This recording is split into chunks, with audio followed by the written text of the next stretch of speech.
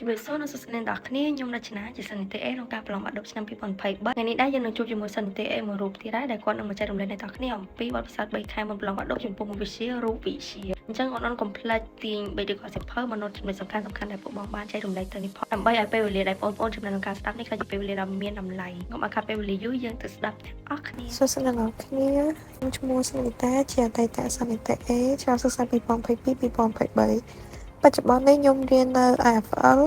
នៅបឋមង្គនៃភាសាអង់គ្លេសសំណួរទី1រយៈពេល3ខែមុនប្រឡងបាក់ឌុបដើម្បីទទួលបាននិតេអេចំពោះមុខវិជ្ជារូបវិទ្យាតើសិស្សទី12គួរត្រៀមខ្លួនបែបណាខ្លះខ្ញុំគិតថាអ្នកនរគ្នាគួរតែត្រៀមខ្លួនហើយនឹងយល់ពីខ្លួនឯងថាអ្នកគ្នាចេះកម្រិតណាហើយរៀនណាដែលមិនទាន់ចេះមេរៀនណាដែលចេះហើយរូបមន្តហើយវិធីដោះស្រាយលំហាត់ផ្សេងៗហ្នឹងតើយើងអាចធ្វើបានអត់បើសិនជាចំណុចណាដែលយើងខ្វះខាតហើយយើងអត់ទាន់ថាច្បាស់លាស់នឹងមេរៀនដែលយើងអត់ទាន់ចេះទេខ្ញុំគិតថាអ្នកគ្នាគួរតែចាប់ផ្ដើមទៅមើលមេរៀនហ្នឹងឡើងវិញហើយនឹងរំលឹករូបមន្តស្នាដៃលំហាត់ផ្សេងៗហ្នឹងឡើងមកវិញចឹងមានន័យថារយៈពេល3ខែមុនប្រឡងបាក់ឌុបអ្នកទាំងអស់គ្នាត្រូវដឹងពីចំណុចខ្លាំងនិងចំណុចខ្សោយរបស់ខ្លួនឯងការដឹងពីចំណុចខ្សោយនិងចំណុចខ្លាំងរបស់ខ្លួនឯងហ្នឹងគឺពិតជាល្អអ្នកទាំងអស់គ្នាគឺយើងត្រូវសួរខ្លួនឯងថាក្នុងចំណោមមេរៀនរូបវិទ្យាទាំងអស់ហ្នឹងយើងខ្លាំងអីហើយមានមេរៀនណាខ្លះដែលយើងនៅរៀនខ្សោយខ្ញុំផ្ទាល់ការនៅសា3ខែមុនប្រឡងបាក់ឌុបហ្នឹងខ្ញុំនិយាយត្រង់ខ្ញុំក៏អត់សូវប្រកែរូបវិទ្យាខ្លាំងមែនទេប៉ុន្តែខ្ញុំតែសួរខ្លួនឯងថាខ្ញុំនៅខ្សោយអីគេខ្លះអញ្ចឹងខ្ញុំអាចដកពេលវេលាទៅពង្រឹងអីដែលខ្ញុំខ្សោយហ្នឹងហើយមិនមានន័យថាអីដែលខ្ញុំរៀនចេះស្រាប់ហើយខ្ញុំទុកវាចោលខ្ញុំជប់ខ្វល់ទេគឺបន្តធ្វើទៅដែរប៉ុន្តែគ្រាន់ថាយើងដកពេលវេលាហ្នឹងទៅពង្រឹងអីដែលយើងកំពុងខ្សោយឲ្យបានច្រើនជាង2តើខ្ញុំគួរទន្ទឹងសំណួរដែរឬទេតាមឯកសារឬក៏សៀវភៅណាខ្លះថាការទន្ទឹងសំណួររូបវិទ្យាហ្នឹងអាចជាការចាំបាច់ដែរដោយសារតែក្នុងពេលប្រឡងអត់ផ្ទាល់អាចចាញ់មួយឬក៏ពីសំណួរតាមឆ្នាំមកចឹងទៅហើយសំណួររូបវិទ្យាហ្នឹងភាគច្រើនគេចាញ់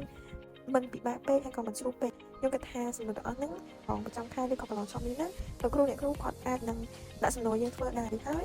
អាចនឹងចេញប្រឡងបាក់ឌុបដែរដោយសារសំណួរដែលចេញប្រឡងបាក់ឌុបហ្នឹងខ្លះវាដដែលហើយបើវាខុសគ្នាក៏ខុសគ្នាទូដែរខ្ញុំគិតថាអ្នកគ្នាអាចនឹងធ្លាប់ឃើញសំណួរហ្នឹងព្រោះអីអ្នកគ្នាបានរៀនមេរៀនហ្នឹងហើយគួរតែចាប់ផ្ដើមតឹងវាបដាមកយើងមើលវាចង់ឡើងពីទូអីចឹងទៅសម្រាប់សំណួរហ្នឹងយើងអាចមើលតាមសភៅពុំក៏មានដែរសម្រាប់មួយទៀតខ្ញុំក៏មានជា file សម្រាប់សំណួររូបវិទ្យាហ្នឹងទៅដល់អ្នកនរគ្នាផងដែរអញ្ចឹងលោកនីតាបានលើកឡើងអញ្ចឹងការទិញសំណួររូបវិទ្យាគឺជាការចាំបាច់ដោយសារតែនៅក្នុងវិញ្ញាសាយើងតែងតែឃើញមានចេញសំណួរជារៀងរាល់ឆ្នាំទោះបីជាសំណួរហ្នឹងមានបន្ទុកតិចក្តីឬក៏ច្រើនក្តី5បន្ទុកឬក៏10បន្ទុកអីក៏ដោយអ្នកនរគ្នាអត់គួររំលងទេអ្នកនរគ្នាត្រូវគិតថាមួយបន្ទុកនៅក្នុងការប្រឡងបាក់ឌុបគឺមានតម្លៃខ្លាំងណាស់ខុសគ្នាតែមួយបន្ទុកក៏អ្នកនរគ្នាអត់អាចទទួលបាននិទេស A ដែរ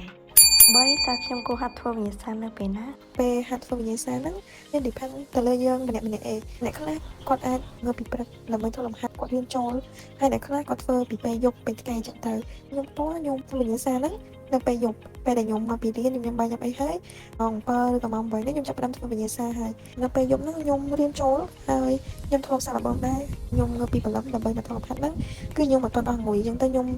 ញុំរៀនអត់ចូលខ្ញុំគិតលំហាត់គិតតែចេញឲ្យខ្ញុំមួយតែគេវិញឯងចឹងខ្ញុំគិតថាមានតែពេលយប់ពេលដែលខ្ញុំរៀនចូលចឹងអ្នកនរគ្នាគួរតែស្វែងយល់ពីខ្លួនឯងថាខ្លួនឯងនឹងអាចចាប់យកមេរៀននឹងចាប់យកអ្វីៗដែលយើងធ្វើបានណានៅពេលណានៅពេលព្រឹកដែលយើងនៅពីគេហ្នឹងឬក៏ពេលថ្ងៃឬក៏ពេលយប់អីចឹងទៅពួកយើងម្នាក់គឺវេលានៃការដែលយើងរៀនសូត្រនឹងវាខុសគ្នាចឹងទៅយើងអាចថាអ្នកខ្លះទៅពេលគាត់មកពីរៀនគាត់យប់ជ្រៅចឹងទៅគាត់យូរគេឬក៏អីចឹងព្រឹកឡើងគាត់បាក់ងើបអីគាត់ហប់ចឹងមានតែគាត់សុខចិត្តយកពេលវេលាដែលគាត់មានហ្នឹងទៅរៀនដល់ពេលយប់ដែរហើយព្រឹកឡើងគាត់គេឲ្យឆ្អែតអីចឹងទៅដូចខ្ញុំជាដែរអញ្ចឹងរឿងហ្នឹងងាយៗទៅអ្នកនរគ្នាបើអ្នកនរគ្នាចូលចិត្តធ្វើលំហាត់ពេលយប់ក៏ធ្វើពេលយប់ចុះហើយបើចូលចិត្តធ្វើពេលព្រឹកក៏ធ្វើពេលព្រឹកចុះមិនមែនមានន័យថាអតីតសិស្សនិតេអីក៏ចូលចិត្តធ្វើពេលយប់អ្នកនរគ្នាទៅធ្វើតាមគាត់ទេឬក៏គាត់ចូលចិត្តធ្វើពេលណាអ្នកនរគ្នាទៅធ្វើតាមគាត់100%ទៅបានជោគជ័យទេអញ្ចឹងគឺរឿងហ្នឹងអាស្រ័យទៅលើមនុស្សម្នាក់ៗដោយសារតែមនុស្សម្នាក់ៗគឺខុសគ្នាទាំងអស់គ្នាមានអារម្មណ៍ល្អធ្វើចូលមានពេលវេលាគ្រប់គ្រាន់ពេលណាអ្នកនរគ្នាធ្វើពេលហ្នឹងចុះឬចំពោះរឿងហ្នឹងមួយគឺអត់អីទេព្រោះខ្ញុំក៏ដូចនីតាដែរគឺខ្ញុំចូលចិត្តធ្វើអីឲ្យហើយពេលយប់ខ្ញុំតមកខ្ញុំគេឆ្អែតព្រលឹមឡើងងើបទៅរៀនហ្មង4បើខ្ញុំមិនសូវចាំរូបមន្តតែខ្ញុំត្រូវធ្វើដំណេចទៅឆាប់ខ្ញុំគិតថាដើម្បីឲ្យគាត់ឆាប់យល់ឆាប់ចាំពីមុននឹងបានលឿនត្រូវតែធ្វើវិញ្ញាសាបានច្រើនគឺអាចឲ្យយើងដឹងពីកលឹះនៃការដោះស្រាយលំហាត់នឹងថ្មីហើយដឹងពីរូបមន្តដែលយើងគួរយកមកប្រើហ្នឹងពេលខ្លះបើយើងស្គាល់តែរូបមន្តប៉ុន្តែយើងអត់ស្គាល់ពីនិយាយថាអក្សរហ្នឹងតាំងឲ្យអីដូច B ដែលមកទៅអីចឹងបើអ្នកនរគ្នាអត់ដឹងថានឹងតាំងដល់មិនទេទោះអ្នកគ្នាចាំពីរូបមន្ត B ស្មើអីចឹងប៉ុន្តែពេលទៅធ្វើលំហាត់អត់ដឹងថាអញ្ញត្តិហ្នឹងគេឲ្យយើងមកអីខ្លះហើយអញ្ញត្តិហ្នឹងតាំងដល់អក្សរអីអាហ្នឹងក៏អាចជាការលំបាកមួយដែរអញ្ចឹងអ្នកគ្នាគួរតែ ចាំតែរូបមន្តហើយនៅពេលដែលយើងឃើញលំហាត់ហ្នឹងបញ្ញត្តិហ្នឹងដែលគេឲ្យមកហ្នឹងយើងត្រូវស្គាល់បញ្ញត្តិហ្នឹងថាគេតែឲ្យអីទៀតចំពោះវិញ្ញាសាខ្លះវាមិនមែនមានតែរូបមន្តហ្នឹងមួយហើយរូបមន្តគោលហ្នឹងមួយវាដោះចេញទេអញ្ចឹងវាអាចមានពី3កលៈក្នុងការដោះហ្នឹងវាមានរូបមន្ត3 4នៅក្នុងលំហាត់តែមួយហ្នឹងអីចឹងដែរអញ្ចឹងដើម្បីឲ្យចាំរូបមន្តហ្នឹងយើងគួរតែវឹកហាត់ធ្វើវិញ្ញាសាបានច្រើនដើម្បីស្គាល់ពីរូបមន្តផ្សេងៗហើយយើងអាចទិញវាខ្លះដែរហើយនឹងវឹកហាត់ធ្វើវាបានច្រើនដង ចឹងសរុបមកវិញបើសិនជាអ្នកនរគ្នាអត់ទាន់ចាំរូបមន្តច្បាស់ទេគឺអត់មានអីក្រៅពីវឹកហាត់ធ្វើវិញ្ញាសាហើយនឹងធ្វើលំហាត់បន្ថែមទេតែលំហាត់ដែលតកតងនឹងរូបមន្តដែលអ្នកនរគ្នាអត់ទាន់ច្បាស់វឹកហាត់ធ្វើវាបន្ថែមទៅយូរៗអ្នកនរគ្នានឹងចាំឯងមួយវិញទៀតដោយនីតាក៏បានលើកឡើងអញ្ចឹងចំពោះរូបមន្តយើងត្រូវតែច្បាស់ថានិមិត្តសញ្ញាហ្នឹងតំណាងឲ្យអីមិនតែចាំតែរូបមន្តឬក៏អនុវត្តចាំរូបមន្តហើយអ្នកនរគ្នាអត់ដឹងថាឧទាហរណ៍ថាពេលហ្នឹងជាអីវេជាគេចឹងទទួលស្គាល់ថារូបមន្តរូបជាវារៀងច្រើនមែនប៉ុន្តែអ្នកនរគ្នាខំប្រឹងធ្វើលំហាត់ឲ្យចាំរូបមន្តសំខាន់ៗទៅខ្ញុំជឿថ្ងៃប្រឡងអ្នកនរគ្នាអាចធ្វើបានតាមតែខ្ញុំត្រូវធ្វើដូចម្ដេចទៅអាចធ្វើលំហាត់បានតន់មក ពេលវេលាដែលយើងធ្វើលំហាត់រុក្ខវិទ្យាហ្នឹងគឺគេផ្ដល់ឲ្យ90នាទីអញ្ចឹងវាខ្ញុំគិតថាវាគ្រប់គ្រាន់នឹងការធ្វើលំហាត់នឹងហើយនឹងយើងសំពេលវេលាតិចតួចក្នុងការផ្ទៀងលំហាត់នឹងឡើងវិញចំពោះវិញ្ញាសាបាក់ដប់រត់ដល់គេអាចចេញប្រហែលជា6រង្វាន់ចឹងខ្ញុំគិតថាអ្នកគ្នាគាត់តែបែងចែកពេលវេលាហ្នឹងឲ្យបានច្បាស់លាស់ចំពោះសំណួរហ្នឹងយើងអាចចំណាយពេលតែ4ទៅ5នាទីក្នុងការឆ្លើយវាសំណួរហ្នឹងវាខ្លីៗដែរចម្លើយវាហើយចំពោះលំហាត់តែតើលំហាត់ហ្នឹងវាមានតាមកម្រិតវាពីរៀងស្រួលបន្តិចមកលំបាកចឹងទៅចឹងខ្ញុំគិតថាមិនមែនលំហាត់ទាំង5ហ្នឹងអ្នកគ្នាអត់ចេះទាំង5ដោយសារយើងបានរៀនពេញមួយឆ្នាំមកហើយចឹងខ្ញុំគិតថាលំហាត់ណាដែលអ្នកគ្នាចេះអ្នកគ្នាគិតថាអ្នកគ្នាអាចធ្វើបានហើយធ្វើបានលឿនច្បាស់លាស់អ្នកគ្នាអាចធ្វើមុនធ្វើលំហាត់ហ្នឹងមុនដើម្បីយើងកុំចំណាយពេលវេលាទៅលើអាលំហាត់ដែលយើងអត់ចេះពេលដែលយើងខំគិតអាលំហាត់ដែលយើងអត់ចេះហ្នឹងហើយវាយើងខ្ជិះពេលវេលានឹងការគិតអាហ្នឹងយើងអាចនឹងអស់ម៉ោងអស់ពេលវេលានឹងការធ្វើលំហាត់ដែលយើងចេះចឹងដើម្បីកុំឲ្យខាតពេលវេលាច្រើនយើងគួរតែធ្វើលំហាត់ហ្នឹងដែលយើងចេះមុនយើងធ្វើអាចចេះហ្នឹងហើយយើងអត់មានអីទៅខ្វាយខ្វល់ឬក៏គិតពីវាច្រើនទេដែលយើងចាំតយើងមកពិនិត្យវាសាឡើងវិញចឹងនៅពេលដែលសល់ម៉ោងហ្នឹងយើងគិតតែយកពេលវេលាហ្នឹងមកគិតអាលំហាត់ដែលយើងអត់ចេះហ្នឹងចឹងយើងអាចបដោតអារម្មណ៍ទៅលើលំហាត់ដែលយើងអត់ចេះហ្នឹងបានច្រើននេះក៏ថាត្រូវតែធ្វើអាណាដែលយើងចេះមុនហើយចាំយើងមកធ្វើឲ្យដែលយើងអត់សូវចេះអត់សូវច្បាស់ឬក៏យើងសពិលហ្នឹងធ្វើវាតាមក្រោយទៅយើងអាចបែងចែកពេលវេលាយើងហ្នឹងបានគ្រប់គ្រាន់ក្នុងការធ្វើលំហាត់ ចឹងចំពោះបញ្ហាធ្វើអត់ទាន់មកអីហ្នឹងគេក៏ធ្លាប់ជួបដែរខ្ញុំអីហ្នឹងក៏ចឹងដែរធ្លាប់ជួបអស់ហើយធ្វើអត់ទាន់មកអត់ទាន់ពេលអីហ្នឹងតែអ្នកនរគ្នាត្រូវចាំថាគ្រប់បញ្ហាតែមានដំណោះស្រាយអូនីតាក៏បានលើកឡើងចឹងទី1យើងត្រូវចេះបែងចែកពេលវេលានៃការធ្វើវិស័យបានត្រឹមត្រូវហើយចំណុចទី2នោះគឺចេះអីយើងត្រូវធ្វើនឹងមុនកុំចំណាយពេលទៅគិតលំហាត់ណាដែលយើងនៅរៀងស្ទើរហើយអត់សូវចេះចឹងយើងទុកវាសិនទៅយើងធ្វើអាណាដែលយើងចេះរៀងច្បាស់ជាងចឹងបន្ថែមលើពីនឹងទៀតគឺចំណុចនេះខ្ញុំធ្លាប់អនុវត្តហើយនៅពេលដែលខ្ញុំធ្វើលំហាត់អត់ទាន់មកគឺមកដល់ផ្ទះខ្ញុំសាកធ្វើដូចប្រឡងមែនតែនហើយខ្ញុំកំណត់ម៉ោងរបៀបថាបើសិនជារូបវិទ្យាចឹងយើងប្រឡង1ម៉ោងកន្លះអញ្ចឹងយើងយកវិញ្ញាសានោះមកធ្វើសាថ្មីហើយយើងសាកបន្ថែមល្បឿនហ្នឹងទៅហើយជាពិសេសចំពោះវិញ្ញាសាយើងត្រូវសួរខ្លួនឯងថាយើងមិនបានធ្វើអត់ទាន់ចំណុចណាអត់ទាន់ឯសារអីយើងស្ទើរគិតលេខរៀងយឺតក៏មិនឬក៏លំហាត់ខ្លះយើងរៀងអត់ដែរជួបសោះអញ្ចឹងបើយើងគិតលេខរៀងយឺតយើងត្រូវពង្រឹងចំណុចហ្នឹងទៅបើថាយើងធ្វើរៀងយឺតដោយសារតែល្បឿនយើងអត់ទាន់របៀបថាអត់ទាន់ហាលហួនយើងព្យាយាមធ្វើដដែលដាក់កំណត់ម៉ោងនៅផ្ទះអញ្ចឹងទៅយូរទៅរៀងរិលជាងមុនឯងខ្ញុំក៏ចឹងដែរអ្នកនរគ្នាឃើញខ្ញុំនេះចឹងមិនខ្ញុំធ្វើលំហាត់លឿនទេអាចទៅសួរគ្រូអ្នកគ្រូខ្ញុំក៏បានដែរគឺខ្ញុំអត់ធ្វើលឿនខ្លាំងឯងរបៀបពេលខ្លះដល់ម៉ោងបាទខ្ញុំហើយតាមនឹងដែររបៀបចឹងតែពេលខ្លះធ្វើចឹងអត់ល្អឯងដោយសារអត់មានពេលពិនិត្យអញ្ចឹងនៅពេលដែលចិត្តប្រឡងមកដប់ខ្ញុំក៏កែតម្រូវចំណុចហ្នឹងយ៉ាងហើយណាក៏ខ្ញុំសល់ពេល5ទៅ10នាទីក្នុងការពិនិត្យដែរ6តើសិស្សច្បងមានពាក្យឬក៏ quote ផ្ដាំលើទឹកចិត្តសិស្សប៉ុនដែរទេចំពោះខ្ញុំផ្ទាល់ខ្ញុំលើកទឹកចិត្តអ្នកគ្នាខិតខំមើលមេរៀនឲ្យបានកាន់តែច្រើនធ្វើវិញ្ញាសាឲ្យបានច្រើនសរយៈពេល3ខែចុះយើងប្រឹងឲ្យអស់ដើម្បីគោលដៅរបស់យើងដែលយើងបានកំណត់ហើយថាយើងចង់បានអីចង់បាន A ឬចង់បាន B C អីតាមអ្នកគ្នារំពឹងមកហ្នឹងអញ្ចឹងយើងកុំធ្វើឲ្យសេចក្តីរំពឹងរបស់យើងហ្នឹងវាបាត់បង់អញ្ចឹងយើងមានតែប្រឹងវឹកហាត់វិញ្ញាសាឲ្យបានច្រើនទៅមេរៀនឲ្យចាំឲ្យអស់ថែរក្សាសុខភាពផងកុំនៅជប់ជ្រៅពេកហើយញ៉ាំឲ្យបានទៀងទាត់គេឲ្យបានគ្រប់គ្រាន់អីចឹងមួយទៀតអ្នកគ្នាគួរតែស្វែងយល់ពីខ្លួនឯងឲ្យបានច្បាស់ថាអ្នកគ្ន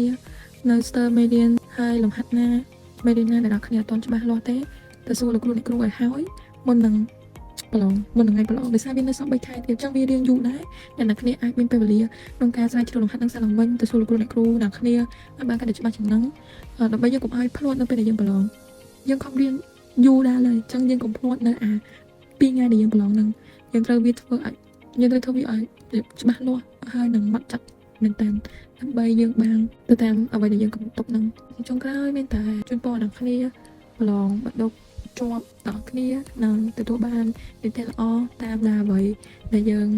បានកំណត់ទុកជាមុនរួចរាល់នឹងបានអាចច្រើន អ្នកគ្នាបន្ទាប់ពីបានស្ដាប់បទពិសោធន៍និងការលើកទឹកចិត្តរបស់សិស្សច្បងយើងហើយកុំភ្លេចយកវាទៅអនុវត្តផងដើម្បីទទួលបានជោគជ័យទៅលើមុខវិជ្ជារូបវិទ្យាក៏ដូចជាមុខវិជ្ជាដទៃទៀតផងដែរអញ្ចឹងសប្បីខែទៀតកុំគិតថាវាហួសពេលវាថាកុំគិតថាវាសោះពេលតិចយើងខំអត់កើតអីយើងត្រូវតែបន្តខំប្រឹងវាអញ្ចឹង3ខែនោះវាជាឱកាសរបស់យើងហើយអ្នកគ្នាអត់ច្បាស់មេរៀនអីខំប្រឹងមេរៀនហ្នឹងទៅហើយអត់ច្បាស់លំហាត់ណាដែលយើងនៅស្ទាក់ស្ទើរធ្លាប់ជួបពេលប្រឡងធ្លាប់ឃើញគេផុសឬក៏អីផ្សេងៗហ្នឹងអ្នកគ្នាទៅសួរលោកគ្រូអ្នកគ្រូឲ្យអស់ទៅដើម្បីអីដើម្បីស្រាវជ្រាវអ្នកគ្នាពីឥឡូវវាជាងវាប្រសើរជាងនៅពេលដែលអ្នកគ្នាឆ្ងល់ពេលប្រឡងបាក់ឌុបដែរអ្នកគ្នាសាកសម័យអារម្មណ៍នឹងមើលថាលំហាត់នឹងក៏ធ្លាប់ជួបហើយតែបានទៅសួរគ្រូហើយចេញប្រឡងបាក់ឌុបអារម្មណ៍ហ្នឹងវាមិនដែរខ្ញុំនឹងនិយាយក៏ពេលអ្នកគ្នាស្ដាប់និយាយទៅខ្ញុំក៏មិនសិនប្រកែរូបវិទ្យាអីទាំងដើមដែរចំណុចមុខវិជ្ជាទាំង7ហ្នឹងរូបវិទ្យាអាចនិយាយបានថាវារៀងខ្ញុំខ្សោយជាងគេមិនខ្សោយដល់ថ្នាក់ធ្លាក់អីទេអ្នកគ្នាតែគាត់ថាយើងចង់បាននីតិ A អញ្ចឹងទោះបីយើងខ្សោយតែមួយមុខក៏មានអារម្មណ៍ថាភ័យដែរតែនីតិ A ហ្នឹងមិនមែនមានន័យថាគាត់អ្នកគ្នាចង់បាន A ទាំង7មុខហ្នឹងទៅបាន A ទេឲ្យតែគ្រប់បន្ទុកដែលគេកំណត់តាមនីតិ A គឺអ្នកនរគ្នាអាចធ្វើបានដែរអាហ្នឹងខ្ញុំបាក់ចិត្តខ្ញុំខ្លាចថាខ្ញុំភ្លាត់រូបវិទ្យាអីចឹងទៅវាធ្វើឲ្យអីផ្សេងៗទៀតវាទាញតាមហ្នឹងដោយសារតែកាលហ្នឹងសល់3ខែមុនប្រឡងខ្ញុំអត់ទាន់ចេះរបៀបថាមិនចេញមកមិនចេញលំហាត់ឬក៏វិញ្ញាសាមកមិនខ្ញុំធ្វើទៅរលដូចគេដាក់ចេញលំហាត់នៅតាក់នៅខ្លះឆ្ងល់នេះលំហាត់ខ្លះជួបមកដូចថ្មីចាស់ដូចដែរឃើញអីទៀតចឹងមានអារម្មណ៍ថាភ័យដែរចឹងអីដែលអ្នកនរគ្នាអាចរៀនសូត្រពីខ្ញុំបាននោះគឺសល់ពេលវេលាប៉ុណ្ណាក៏ត្រូវតែគិតថាយើងអាចធ្វើវាបានអាចធ្វើវាទាន់ដែរកុំអាលអស់សង្ឃឹមអញ្ចឹងខ្ញុំធ្លាប់ប្រឡងរូបវិទ្យាចង់សើចទៀតដល់ពេលអញ្ចឹងខ្ញុំធ្លាប់ប្រឡងបានខ្ទង់50ខ្ទង់40អីក៏មានដែរហើយអ្នកនរគ្នាគិតមើលយើងចង់បាននីតិ A ដល់ពេលរូបវិទ្យាយើងមួយដល់40 50អញ្ចឹងនីតិ CD ហ្នឹងខ្ញុំចេះខ្លាចថាវាទាញយើងអត់បានដល់ A អញ្ចឹងណាប៉ុន្តែខ្ញុំនៅតែអត់បោះបង់ចោលទេខ្ញុំនៅតែខំធ្វើលំហាត់មួយថ្ងៃទៅមួយថ្ងៃរូបវិទ្យាហ្នឹងគឺអាពេលសល់3ខែមុនប្រឡងហ្នឹងគឺខំជាងគេជាងថ្ងៃមករហូតដល់ថ្ងៃមួយខ្ញុំរៀងគ្រាន់បើធ្វើលំហាត់ធ្វើវិញ្ញាសារៀងស្ទាត់ទៅក៏ខ្ញុំមានអារម្មណ៍ថាជឿជាក់ឡើងវិញហើយដល់ថ្ងៃប្រឡងបាក់ឌុបក៏ដូចគ្នាខ្ញុំទទួលបាននីតិ A ក្នុងរូបវិទ្យាពេលហ្នឹងគឺសប្បាយចិត្តខ្លាំងដោយសារតែអ្នកនរគ្នាដឹងហើយពីដើមមកធ្លាប់មានប្រវត្តិប្រឡងបានតែខ្ទង់40 50អីចឹងហើយដល់ពេលបាក់ឌុបយើងអាចធ្វើបានមានអារម្មណ៍ថាអារម្មណ៍ពេលហ្នឹងយើងសប្បាយចិត្តព្រោះពីដើមមកយើងអត់សូវចេះទេប៉ុន្តែយើងអាចធ្វើវាបានថ្ងៃបាក់ឌុបចឹងបងប្អូនទាំងគ្នាចង់បានផលវិញ្ញាសាដែលសិស្សបងយើងក៏ធ្លាប់បានអនុវត្តឬក៏ធ្លាប់បានមើលឬក៏សូត្រតាមអីហ្នឹងអ្នកនរគ្នាអាច scan ចូល channel Telegram នេះបានគឺខ្ញុំបានតម្លែងឯកសារទាំងអស់ហ្នឹងចូលនៅក្នុងក្រុមហ្នឹងអស់ហើយទីចុងក្រោយសូមអរគុណដល់អ្នកនរគ្នាដែលបានទស្សនាវីដេអូនេះតាំងពីដើមរហូតដល់ចប់ហើយក៏សូមជូនពរដល់អូនៗទាំងគ្នាដែលត្រៀមប្រឡងបាក់ឌុបហ្នឹងទទួលបានជោគជ័យលើការសិក្សាហើយក៏ដូចជាទទួលបាននីតិ A ទាំងអស់គ្នាបាយបាយ